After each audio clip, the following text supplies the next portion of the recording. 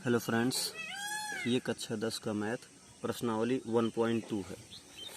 ठीक, तो हम देख रहे हैं, लिखा है संख्याओं 4 की घात n पर विचार कीजिए जहां n एक प्राकृतिक संख्या है। जांच कीजिए n कोई शून्य ऐसा मान है जिसके लिए 4 की पावर n अंक शून्य पर समाप्त हो। ठीक है, कहने का मतलब यह है, क्या n का कोई ऐसा मान है जो 4 पे रखने पर शून्य पर समाप्त हो। तो हमें कुछ नहीं करना है। देखिए, शून्य लाने के लिए एक चीज़ याद रखिएगा कि किसी के गुणनखंड में, अब जैसे 10 है तो क्या आ रहा है, 2 गुणे 5। 20 है, क्या आएगा, 2 गुणा 2 गुणा 5। ठीक है, अभी 15 ले लें, 15 तो क्या होगा, 3 गुणे 5। 40 ले लें तो 2 गुणे 2 गुणे 2 गुणे 5। तो हम देख रहे हैं कि जिसमें शून्य है उसमें 2 और 5 का होना अनिवार्य है। ठीक है, देख रहे हैं ना। अब इसमें शून्य नहीं था तो इसमें 2 नहीं है, 2 और 5 दोनों का होना अनिवार्य है। तो सीधी सी बात है, जहाँ 2 की पावर m इंटू 5 की पावर n के रूप का होगा वही शून्य पर समाप्त होगा। ठीक ना, अन्यथा शून्य लास्ट में नहीं आएगा। तो चलिए हम हल इसका करते हैं। किसके बारे में पूछ रहा है, 4 की पावर n। 4 की पावर n, अब 4 को हम लिख क्या सकते हैं, 2 मल्टी 2 की पावर n। ठीक है, और 2 मल्टी 2 मतलब 2 कितनी बार है, 2 बार है ना। या फिर ऐसा भी कर सकते हैं, 2 की पावर n मल्टी 2 की पावर n। ठीक है ना, ये भी लिख सकते हैं। और अब लिख सकते हैं कि ये क्या इस रूप में है, मतलब 2 की पावर m के रूप में मान लीजिए है, 2 की पावर 5 की पावर n के रूप में नहीं है यह। ठीक, 2 की पावर m इंटू 5 की पावर n के रूप का नहीं है, अतः 4 की पावर n कभी शून्य पर समाप्त नहीं होगा, कभी शून्य पर समाप्त नहीं होगा। ठीक है, अगला क्वेश्चन देखते हैं। लिखा है जांच कीजिए। ठीक ना, क्या लिखा है, जांच कीजिए कि क्या किसी प्राकृतिक संख्या n के लिए 6 की पावर n अंक शून्य पर समाप्त हो सकती है। सेम क्वेश्चन वैसे ही है, तो हम सीधा हल पर चलते हैं। हल, ठीक है, तो 6 की पावर क्या लिखा है, n।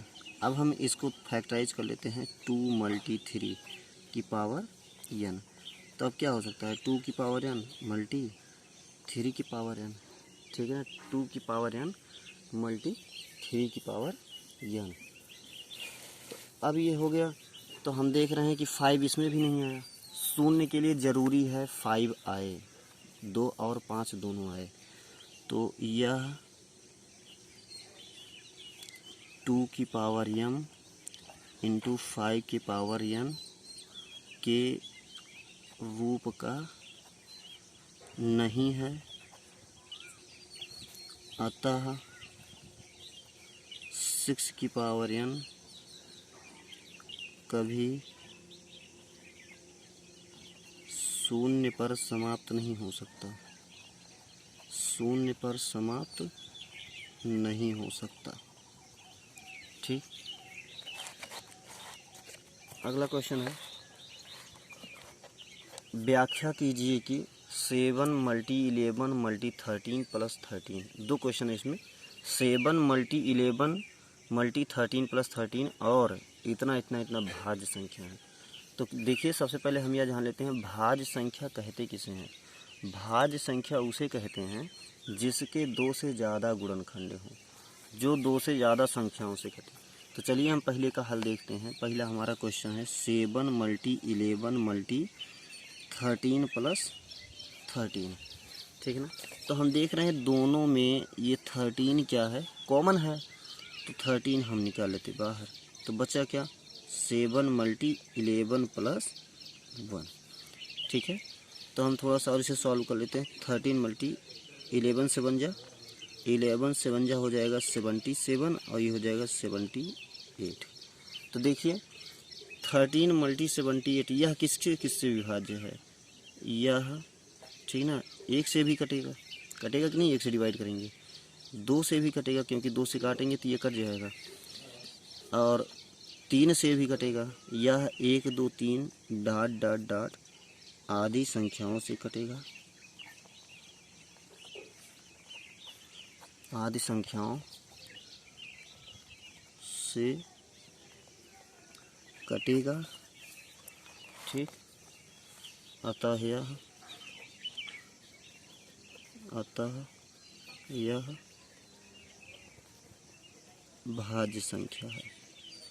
ठीक, अभी एक और स्वयं से कटता तभी अभाज्य होता।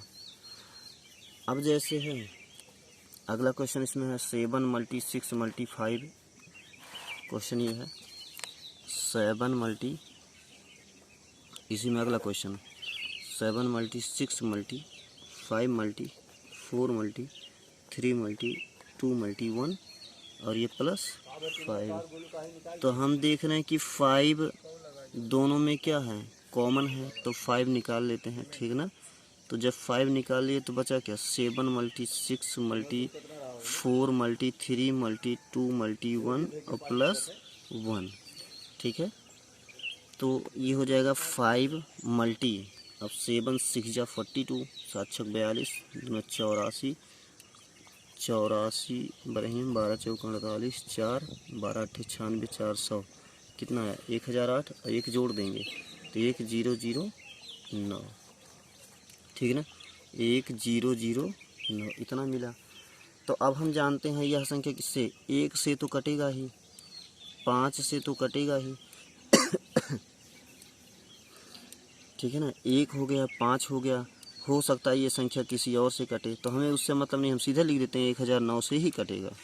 तो 1 5 1009 कितने गुणनखंड हो गए, 3 गुणनखंड हो गए। और जब 3 गुणनखंड हो जाए तो 3 गुणनखंड होते किस में है, परिभाषा भी यही है कि जिसमें 2 से ज़्यादा गुणनखंड हो वह भाज्य संख्या होती है। तो आता है यह क्या है, आता है यह एक भाज्य संख्या है। तो लिख देंगे अतः यह भाज्य संख्या है। या फिर से भाज्य और अभाज्य की परिभाषा हम जान लेते हैं। भाज्य संख्या उसे कहते हैं जिसके सिर्फ 2 गुणनखंड हो, सॉरी 2 से ज़्यादा गुणनखंड हो। कहने मतलब देखिए, अभाज्य संख्या जिसे बोलते हैं प्राइम नंबर, भाज्य संख्या जिसे बोलते हैं कंपोजिट नंबर, कंपोजिट नंबर। सिर्फ थोड़ा सा याद रखिए, अभाज्य संख्या उसे कहते हैं सिर्फ 2 गुणनखंड हो, सिर्फ 2 गुणनखंड हो। जैसे 5 है, 5 किसके किसके पहाड़ी में आएगा, 1 और 5। 3 है, किससे 1 और 3। 23 है, किससे 1 और 23। तो 2 ही गुणनखंड हो रहे हैं, 1 और स्वयं, इसलिए यह अभाज्य संख्या है। और भाज्य संख्या उसे कहते हैं जिसमें 2 से ज़्यादा हों। तो 2 से ज़्यादा मतलब जैसे 4 ले लो तो 1 2 4 कितने हो गए, 3 हो गए।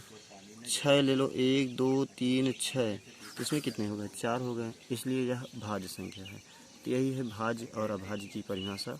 तो याद रखिएगा, अगर किसी के लास्ट में, जैसे कभी कभी ऐसे भी क्वेश्चन आ जाते हैं 1 multi 2 multi 3 multi 4 multi 5 multi dot dot dot multi 120। अब पूछ रहा है इसके लास्ट में कितने शून्य होंगे, लास्ट में कितने शून्य होंगे, मतलब शून्य की संख्या बतानी है।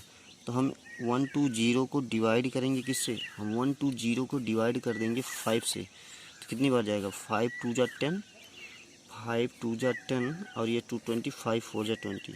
ठीक है, तो ये 20 हो गया। अब 24 को डिवाइड कर दो 5 से, तो 5 पहाड़ा कितनी बार जाएगा, 5 पहाड़ा जाएगा 4 बार। हमें शेष से मतलब नहीं, याद रखना 5 चौके 20, ये 4 हो गया।